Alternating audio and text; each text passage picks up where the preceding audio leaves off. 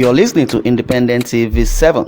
Kindly click on the like button and don't forget to subscribe to our YouTube channel at Independent TV 7. Also, don't forget to click the bell icon to get more notification. Thanks for watching. Yeah, this is just coming in and is more of a good news. Sunday Igboho and Nnamdi KANU, the option for their freedom. Yes, the call for the freedom of the two separatist group, Yoruba Republic agitators and IPOB, Indigenous People of Biafra. Their leaders, Sunday Igboho and Nnamdi KANU, is jamming to the reduction of tension in the country. It is not the best for the federal government to have threatened their lives, pursued them, or trying to kill them. That is very, very unacceptable and unlawful to want to kill self-determinant or people that are unarmed protesters. The government is trying to arrest them. Buhari is trying to kill them, and also they have been detained either in Nigeria or Benin Republic respectively. First, the federal government must accept that it is the way and manner they have governed the country since the inception of this democracy that has opened the door for secessionist groups to emerge in the country. Anywhere in the world where any group lives and properties are destroyed, feel marginalized, yes, treated unfairly and unjustly, they are bound to ask questions, and that is simply what Sunday Igboho and Nnamdi KANU are doing on behalf of their groups and on behalf of Nigeria as a whole. Their style of protest may not be necessarily right in front of Buhari, but you do not determine how a child cries. When he or she is beaten, he should cry. And okay, Buhari is saying a child should not cry, and you are beating the child. How do you want the child to cry? The child can cry profusely in any way it pains the child. Though their style of protest may not be necessarily right. Yes, it is then the duty of the federal government to check and purge itself of all unseriousness in governance. The art of governance is a serious business that requires those in power to be thinking fast in resolving socio-economic and political evil in the country. They said yes, Nnamdi KANU and Sunday Igboho, they are the problem of Nigeria. When after they were being arrested or detained, the killings stopped, kidnapping continued.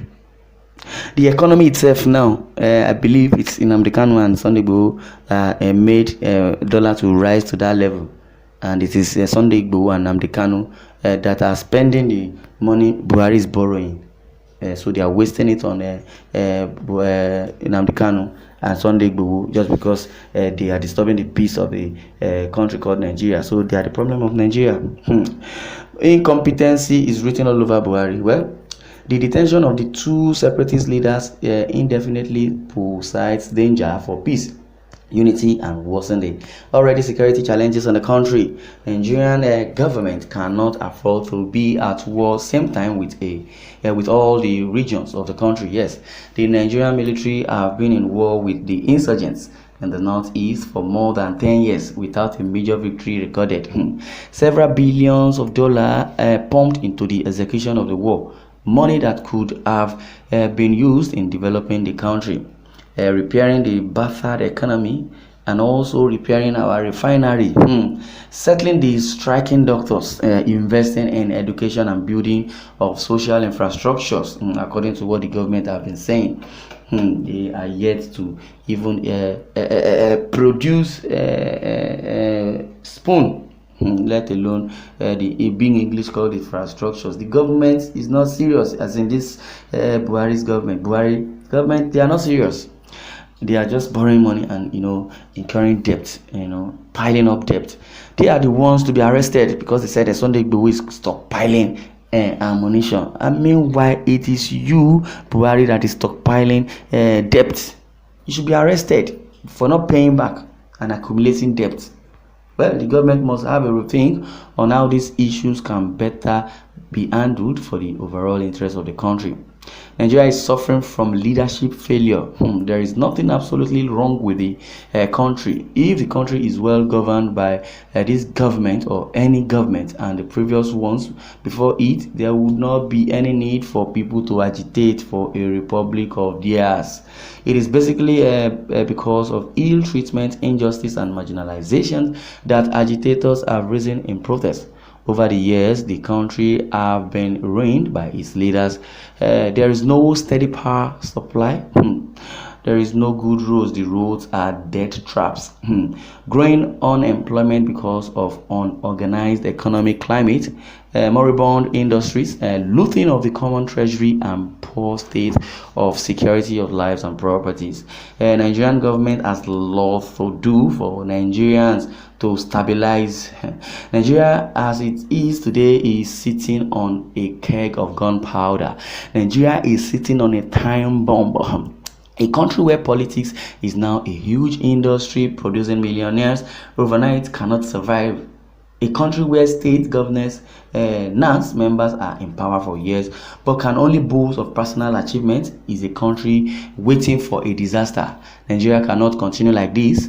There has to be a change, a positive change, not the change of APC, a positive change and a reorganization of the old order in this country must remain. Like they have told Buhari that the constitution must be restructured. Buhari said, what is there to restructure? No, there's nothing wrong with the constitution. And now Malami is telling us if you have a Twitter on your phone, that app simply means is an alarm in the northern law.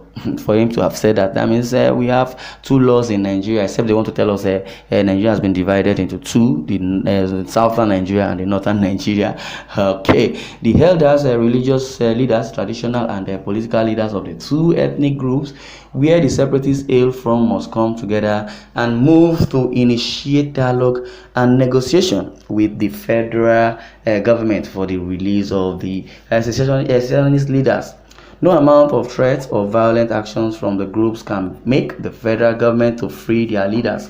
The option remains a political solution. Again, if Igboho and Nnamdi KANU remains in detention for too long, they will surely not be the same when they are eventually freed. Those shouting and threatening for a showdown with the government if the detention continues do not recognize what it is to be locked up.